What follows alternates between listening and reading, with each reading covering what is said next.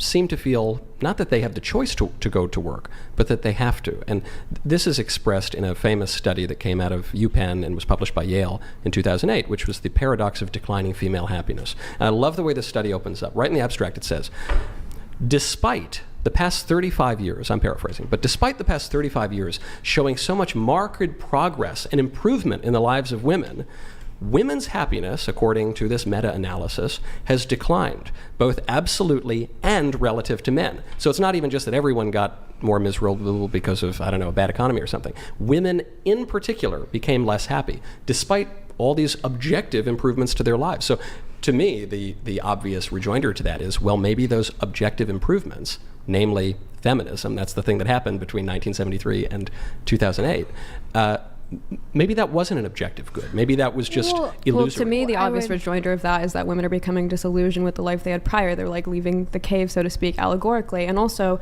I don't think you should use self-reported happiness as a metric of justice or any like objective good, because you can plot self-reported happiness with pretty much any variable. Like highest reported crime, violent crime in the United States, also is directly correlated to self-reported happiness. Does that mean one causes the other? No. Does that mean we should think what do you mean by that? Highest violent crime is correlated? I'm just saying in the periods of time when we've had the most violent crime in the United States, there's also a correlation between highest rates of self-reported happiness. Well, not according to the survey I just cited, right? If happiness has been declining steadily, especially for women since 1973 to 2008, you had a major crime spike in the early 90s, but you didn't have a major spike in happiness. So perhaps there's some survey that you're referring to in some city somewhere, well, but it wouldn't.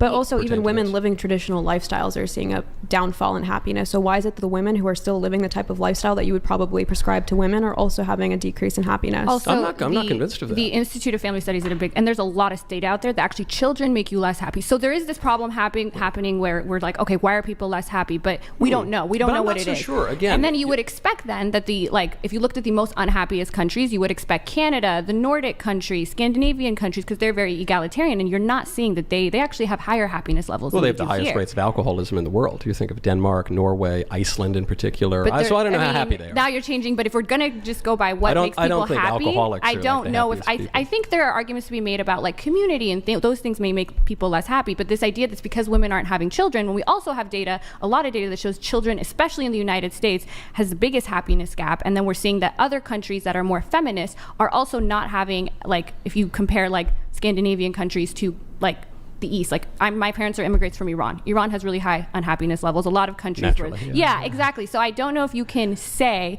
that this is causing that, right? Yeah. Well, yeah, Nordic countries also have much more homogeneity, which is correlated with political happiness. But so they're all of those differences. Mm-hmm. But I think the point about children making you unhappy and the point about leaving the cave, I think those are both a little bit of a cope, because they're belied by the fact that if it were just that women were coming into their own now and they were recognizing the oppression of which they were not conscious previously, then why would they keep getting less and less happy? You know, at a certain point, aren't you supposed to turn the corner and become more happy in your independence? But that's not what's happened. For 35 years, it just gets worse, worse, and worse, including relative to men. And then for children, you look over the past, 70 plus years now, 74 years, since 1950 to present day, the marriage rate has dropped by 60%, and the birth rate has dropped by 50%.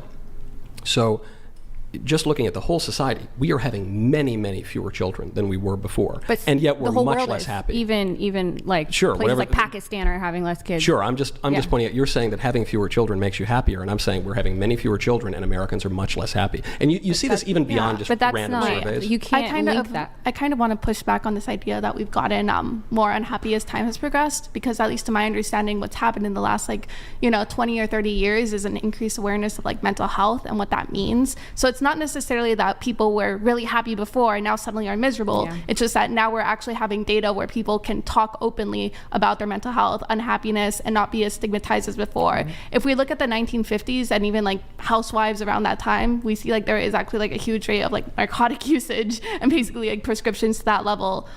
So I'm not necessarily, if I would go as far to say, we've gotten unhappiness as time, we've gotten more unhappy as time has gone by. I would say more likely, oh no, we've been able to properly report, measure, and assess mental health as time has gone by. And medicate. Listen, I'm very inclined towards your view that social scientific studies are bunk. I mean, there's a major replication prices. I think it's all ridiculous. I will cite those social science stats when they serve my argument, because why not? That's what we do these days. But I agree. I'm skeptical of measuring happiness and all the rest of it. But on the mental health point, I think here we do have some pretty firm data, and it contradicts the argument you're making, which is right now, 1 in 5 middle-aged women in the country is hooked on antidepressant drugs. On any given day, they're taking them. Women are 2.5 times as likely as men to take these depression drugs. It is ubiquitous at this point. And the rates of taking depression drugs are going up. It's getting much worse. So if we're not getting less and less happy, why do people keep taking more and more depression drugs? Well, why were housewives in the 50s downing like a bottle of wine at lunch every day? I'm just saying I'm not so sure. I mean, these are anecdotes. We're supplanting self-medication now with actually like medically backed drugs that actually help women with their mental health issues. I don't know that it's also now that when you're sad, you just go to the doctor and they give you antidepressant drugs. I don't know how much more depressed people actually are, other than the fact that they're just dishing them out to everybody. And they're dishing them out more and more and more. Sure, you can blame the pharmaceutical industry or the medical industry. I'm just pointing out, in order to argue against these social science statistics, one has to just turn toward unfalsifiable anecdotes and memes. The housewives were all miserable in the 50s. They were secretly, drinking behind their husbands' backs. But I don't know, maybe they were, maybe they weren't. All I have are the data available to me. Well, the data is just saying that more people are on antidepressants. It's not telling you why. It's not telling you what caused it. It's not telling you. Depression, presumably, is causing it. That's what we're debating here, is what could have caused it. You're saying, it's no, but I'm not saying, maybe they hate their husband, maybe they hate their kids, maybe they don't like the weather in their town. Like, I think ADHD is a great example of this. Anyone now can just be like, I have trouble focusing. Does everyone have ADHD, or are people just getting these drugs? Like, these are questions that we should ask before we jump to a conclusion. I agree. Look, I think that they're pathologizing a lot of ordinary aspects of human nature. But I think part of the reason that we do that is because we're so radically misinterpreting human nature, which brings us right back to feminism. The clearest example of this is the transgender argument, which is all anyone ever talks about these days. I'm frankly sick of it. We know that men and women are different, but that shows you, a major confusion about human nature. If a man can become a woman, then we have been really wrong about anthropology for a long time. And most reasonable people know a man can't become a woman. But that error in human nature goes back much earlier than transgenderism. This is why I have pity for the feminists who are trans-exclusionary radical feminists, because they don't realize that it was their own ideology that led to this. The premise of transgenderism is that men and women are basically the same, so much so that one can become the other. But if that's true, then that has to come from somewhere. And where it came from was the redefinition of marriage, to say that a man and a woman is the same as a man and a man is the same as a woman and a woman. And that comes from the sexual revolution, and that comes from feminism, which says a woman needs a man like a fish needs a bicycle. I agree. These errors in human nature can lead to all sorts of problems. Did you say transgenderism is people thinking that there's no differences, and why would they need to transition? That's a great question.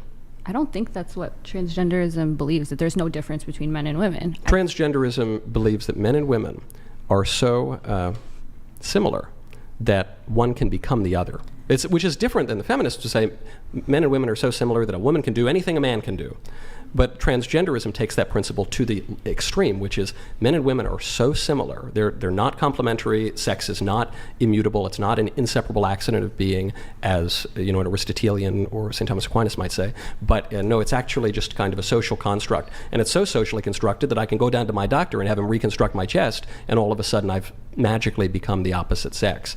That error comes from feminism. Okay, before we pivot to transgenderism, can we go back to the happiness feminist conversation and tie it up? So I wanted to ask you, do you think that should be the ultimate good and the metric for which we base like our justice system and our just overall societal progress on, is self-reported happiness? Well, I don't know even what you mean by societal progress. I mean, justice is a habit of virtue that inclines the will to give to one what he deserves, right? So it's about deserts. Right. And so we protect certain rights and we enforce certain laws, at least we used to. We don't really do that as much in this country anymore. And an aspect of political justice would be human flourishing. So when we talk about happiness, I'm very interested in happiness, but I'm interested in happiness in the way that Aristotle's interested in happiness, which is eudaimonia, a way to live the best possible life. And I think that we can know something about that through our faculties of reason, which are objective, and if reason weren't objective and at least somewhat reliable, we couldn't have self-government. Now, the way that happiness is often used in our modern culture is just hedonism. Is hedonism, like the utilitarians, right? Just means getting pleasure and avoiding pain, or is just totally subjective, to the point where you say, well, don't yuck my yum. You know, what's de gustibus non disputandum est. You know, maybe I like this and you don't like this. Well, sure. I mean, restaurants have menus for a reason, but there must be some limiting principle here. We must know something about what is conducive to human happiness. And if we don't, then how do we have self-government? So I want to go back. I agree. I just don't know if self-reported happiness is more congruent with the subjective reports of happiness, or that eudaimonia that you're referring to. Sure, it's just the best we've got. Well, and also I totally agree. Something you said in the beginning about individualism, like, do you prefer sociocentric countries? Do you not love America? And what do you mean sociocentric? Like countries where, like, you're like, oh, part of the problem with feminism is so focused on the self. Well, I think that is one of the cornerstones of like Western civilization, is instead of being a very liberal view of Western civilization. Yeah, which I think is what makes Western civilization so wonderful. Like, we are one of the only, I think we are like the only one founded on individualistic rights, like principles that I don't think we really are founded that way. I think that's what people say we were founded on now. But you know, you hear a phrase like liberal democracy. That's the popular way to describe our country now. That phrase appears basically nowhere in the English language until the 30s. Then it jumps a little bit in the 40s. It really doesn't take off in English literature until the 80s. America, the Founding Fathers didn't think of us as a liberal democracy. They were influenced by some Enlightenment thinkers, John Locke and Montesquieu say, but they were also influenced by the classical tradition. And the classical tradition is one of the common good, not in the communist sense of that, but again, they thought the common good was best pursued by having individual rights, instead of, like, that's one of the reasons we founded ourselves on a separation of church and state. You have the right. We were not founded on a separation of church and state. Yeah, I mean, we can get into that. I think sure. It's incidental to this point, but it appears in